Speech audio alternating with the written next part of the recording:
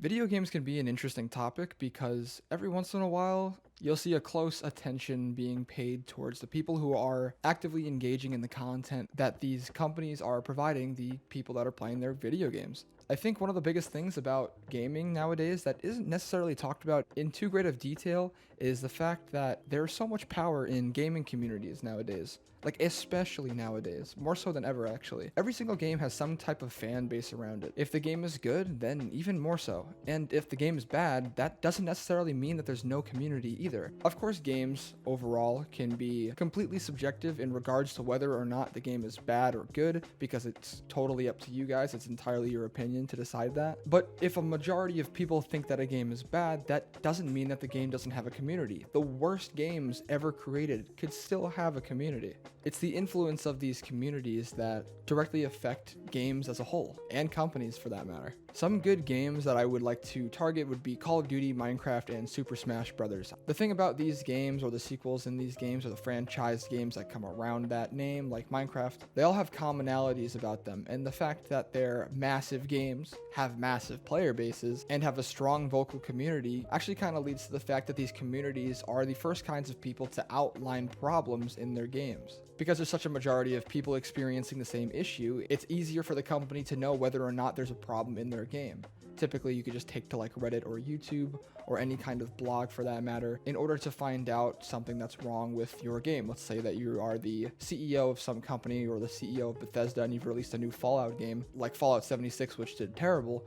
You could just take to Twitter to see any kind of problems that are in the game, and because of that, you can just target those problems and fix them for the community. So the more people that are a part of a community, the easier it is for you to identify any problems. In regards to bad games that, still have a community, or at least a community from the past, because there is one game that I would like to say that had a terrible launch, but ended up becoming a fairly solid game actually down the line through updates, which is No Man's Sky. That's the game I would like to specify. And I also want to include Duke Nukem Forever, which I know you guys who know that game or who have been playing video games long enough or around long enough to know that when that game released, which it's only like 8 years old or something like that, was a fucking tragedy. That game ended up being $30 at GameStop. I remember the second I went to go pick it up because I was really hyped for it. I played the demo and I actually really liked it. Obviously the game didn't end up being that great, but it was $30 off the fucking first week of launch because of how awful the reviews are for the game. I think IGN gave it like some unbelievably low grade. I'll put it on the screen, but yeah, Duke Nukem Forever, No Man's Sky, and Titanfall 1. Even though Titanfall 1 and Duke Nukem Forever really weren't that great of games, they still had communities around them that played the multiplayer or would release any kind of opinions on the games,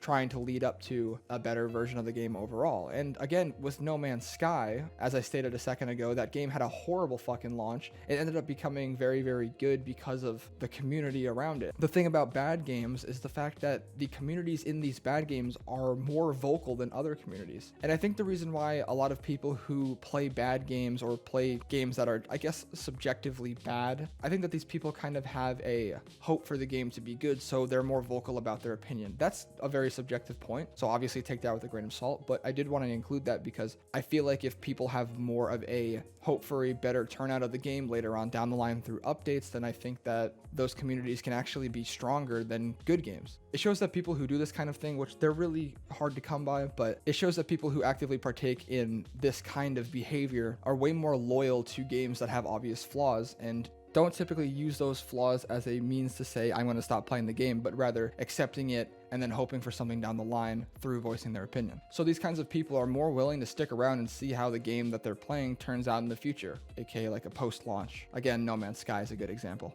On top of that, gaming communities have a massive impact in game changes. Because like I said before, communities have a really big impact in problem solving and whatnot when it comes to games, pointing out problems that have a massive impact on the game as a whole. And by the game, I'm talking about basically any game at this point. These communities are a massive reason as to why changes occur. I mean, if you look at people who play Warzone on Call of Duty Modern Warfare, then you know that the reason why the game is updated constantly is because there's a massive amount of interest in the game. Also, communities are the reason why games live as long as they do. If you have an incredibly strong community, like in Left 4 Dead 1 and 2, then the game's life expectancy ends up being a lot greater than it normally would have been without a strong community. Strong communities directly influence the content production in the games they enjoy, and it's what leads to a game becoming even better down the line. And if communities are strong, then the game's going to last a lot longer than it normally would have.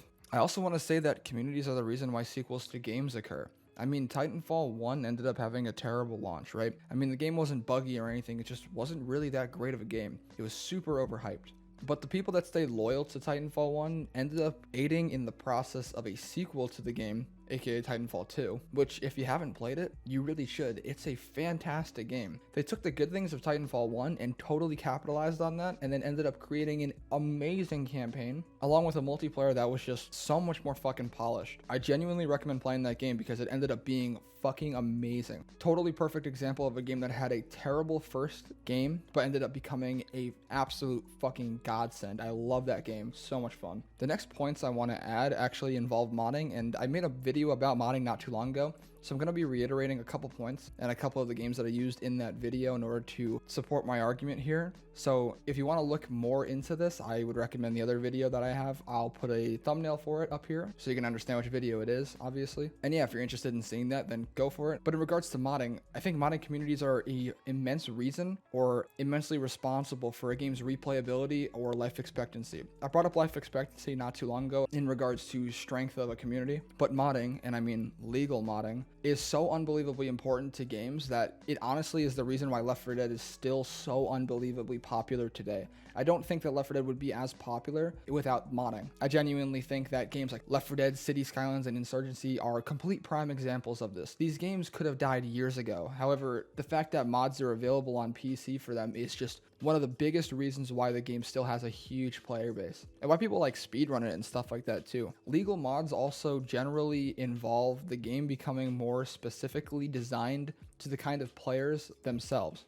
And the reason why is because if you have the choice of what mods you want to add to the game, then the game becomes more specific to you. It becomes more of your own game, something that you want to see that other people didn't really decide to put in. It's something that's optional or something that other people have designed that fits your kind of character. So the game ends up becoming more unique to you, which is just really fucking great. I honestly think that that's one of the best things about Left 4 Dead and City Skylines and Insurgency. The game becomes more catered to you instead of everybody else. Instead of trying to please a mass amount of people, these modders or these people who add stuff to the Steam Workshop end up creating something that becomes more catered to the people of a specific niche or something that you just genuinely enjoy. And it makes the game way more fun and interesting, and it also can make the game have a way different feel, which is amazing for a game like Left 4 Dead, considering the game itself already has a different feel every time you play it. And then on top of that, you have just different designs to the game or different textures and whatnot that can aid in this exact kind of feeling. Gaming communities can manipulate how companies update their games. Like entirely. If every single person was just to refund the game one day, like they just got together and they were like, yeah, this game is just not turning out the way we want it to, and just refunded it, it would ultimately lead to the company, at least I would hope so, ultimately lead to the company changing their game around and trying to cater to the people who are making these complaints. So gaming communities can directly influence how a game is updated or changed throughout the course of its life. It really does show that gaming communities are where the power of the game mostly lies. It's not really in the hands of the developers, as most people would probably think, because if nobody buys their games,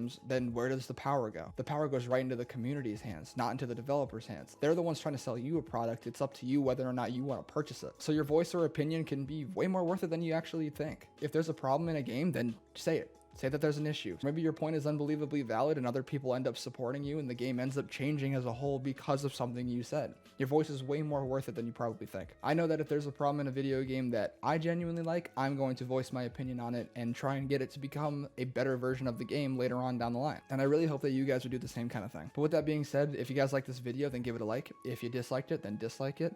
If you did like it, however, why not subscribe? It helps me out, lets my channel grow. I am now at 300 subscribers, which is unbelievable. And I thank you guys all for helping me reach this kind of point. And after all that, I hope you guys have a fantastic day. See you later.